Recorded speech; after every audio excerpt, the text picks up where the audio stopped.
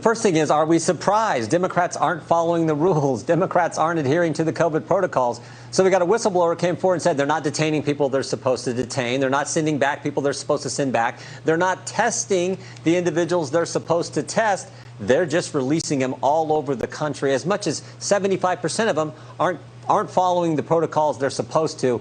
But again, I come back to the fact, it shouldn't surprise us. They've been doing that for a year and a half.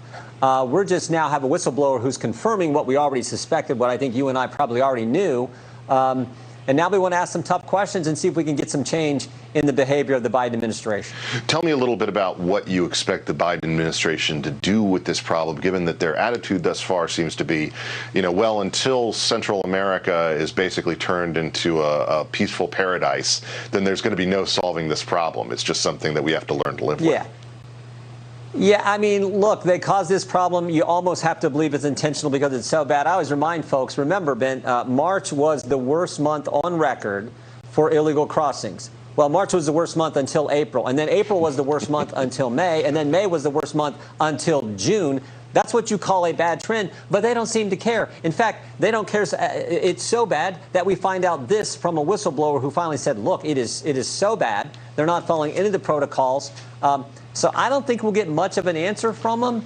I think, frankly, and unfortunately, we're just going to have to hang on, highlight as much as we can until Republicans take back the House, and then we can call them in for actual hearings and get more answers and make more publicity so the American people can fully understand just how egregious and just how bad the situation is. Congressman, I know that you are obviously in Congress and not in a state executive position, but I think Americans got familiar with the idea over the past year and a half of all of these state executives being able to do incredible things with their emergency powers. I mean, heck, Michigan's governor prevented people from being able to buy seeds, and yet we have this problem when it comes to these migrants and refugees that seems to have no type of solution that can happen from the state level. Is there anything in terms of the pushback that you're seeing from fellow Republicans across the country that you have hopes for on that?